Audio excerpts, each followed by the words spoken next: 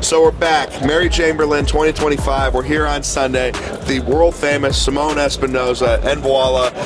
Privileged. I kind of have stage fright always when talking to you, especially with the camera rolling. Thanks so much for taking a few minutes to hang out. It's a privilege to see you as always. No, it's quite the opposite. In reality, I've actually let's tell people.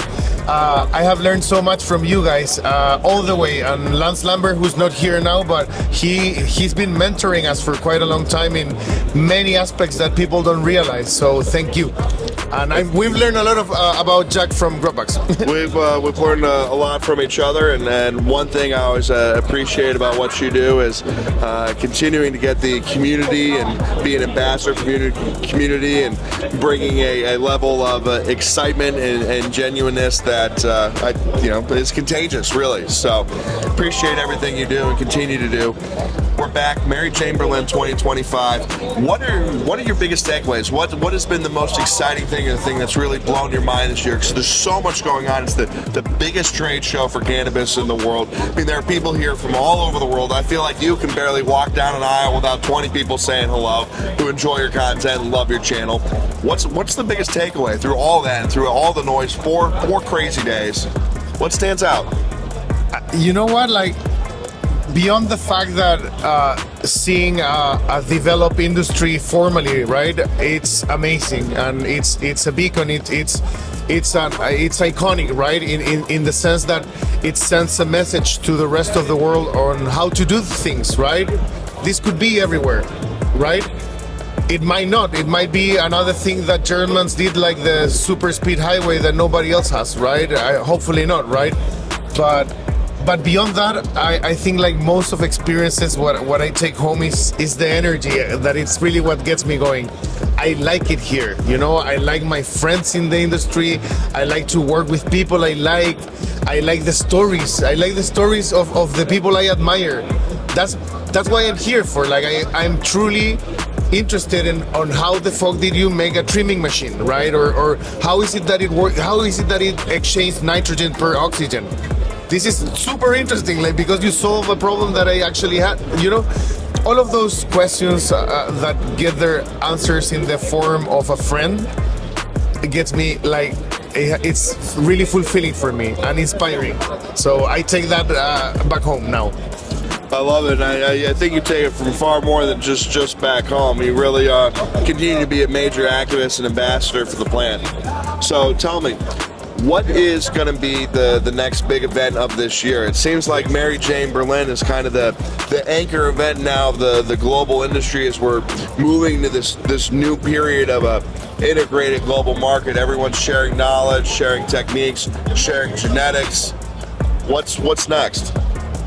That's a really good question. So I understand that Czech Republic is going to make a big move upcoming, I think, by the end of August. That's what I've heard. That too. Yeah, right. So that could be very, very interesting for the European community, and a good link to these kind of events. Of course, the US is the biggest market of it all, so all the brands are always going to be there in events like MJBs or Champs or some of those shows for in our part of the industry. But to me, what is really exciting now is Argentina and Thailand this year. I think Argentina has done amazing things in regulation. It's not perfect, far from perfect. I'm not idealizing or anything, I'm just saying, but it's also very inspiring for the rest of the region. So that's one event that I would keep an eye on. Argentinian Expo Cannabis Argentina. I'm definitely keeping a close eye on it. A lot of my favorite people will be there. A lot of my favorite people will be there, and it's a beautiful part of the world. But I'm curious also, tell us a little bit about Brazil. I think a lot of people in the U.S. and Canada aren't really aware of the market growth and dynamics that are going on down there. Yeah, I haven't had the honor yet to be in the expo in Brazil, but I do know the region, of course. Brazil has a very protective policy regarding importation, so it's usually kind of tricky, or or at least defying to be a foreigner brand and try to make a business over there, right? Importations are highly taxed, and you require a lot of things. So that's on one side. However, Brazil is a universe by itself, right? Brazilians are super Brazilians, right? They have everything they need in Brazil, and it's huge, and it's like gigantic, really. So the expo is probably one of the biggest in the world. Although cannabis is highly regulated over there as well, and prohibited in many forms. So it's also an expo where vaporizers are not allowed, or no paraphernalia. So I remember when we first met 9 years ago, it seemed like a pipe dream that there would ever even be a conversation about a program in Brazil. Sorry, come again? Look, I was saying 9 years ago when we first met and first got acquainted, it seemed like it was never going to be a possibility of there being a program in Brazil. And remember, a lot of Brazilian investors and gentlemen in the space were doing everything outside of Brazil, or even relocating or spending part of their year in Canada to be able to manage and have that business. We've now seen all those people return to Brazil and starting to see a program emerge there. Do you think next year Brazil will become a notable global player in the space, or is it still going to take a couple more years to develop? I don't know, but it's funny what you're saying. Like, our forecasts are usually so wrong sometimes, right? Like, mine are pretty bad. Mine are horrible, so I wouldn't know, man. But I think that whatever happens with Brazil, like maconha, that's how they call it. Like, whatever happened, Brazil is gonna be a major player just because it's such a strong economy in every sense, right? Huge population, agricultural powerhouse. It's a universe, right? Like they have everything and more over there, right? Do you know Brazil is wider than the distance between the tip of Brazil to the coast of Africa?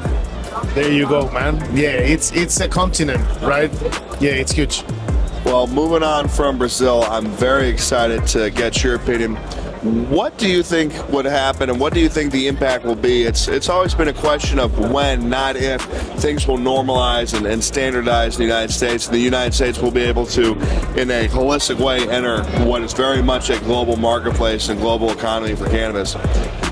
What do you think is going to develop? Let's say that the Trump administration, which is very difficult to predict from a policy standpoint. Touchy subject. Let's go into this. Let's say that the Trump administration that later this year moves to legalize or normalize cannabis in the United States as another, tightly controlled agricultural product.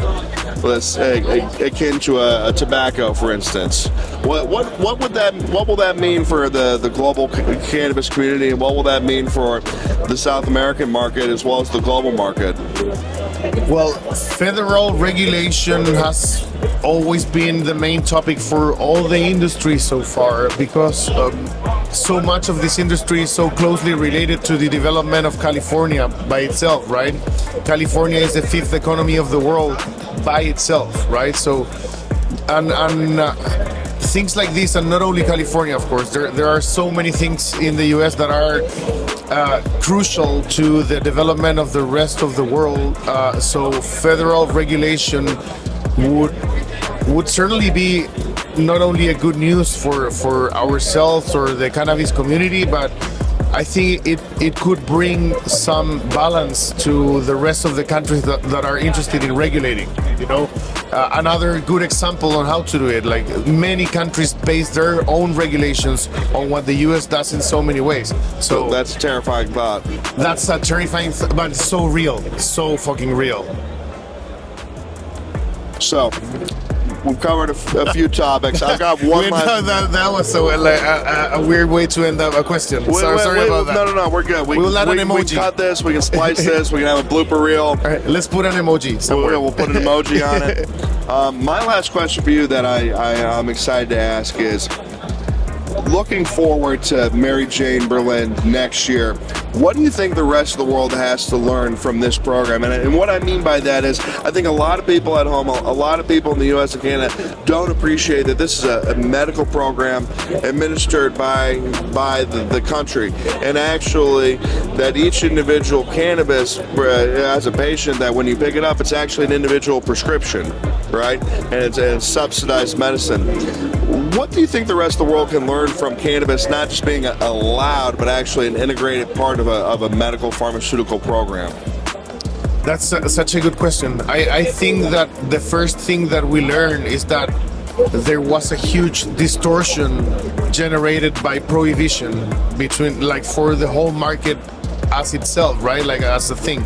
In some, everything is distorted. And the second thing is that we learn that it can be done.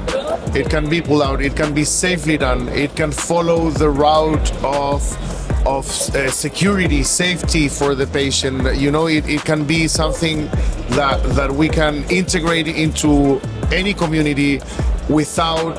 Of course, there are always going to be dangers associated to cannabis consumption, and we should never be unaware of that.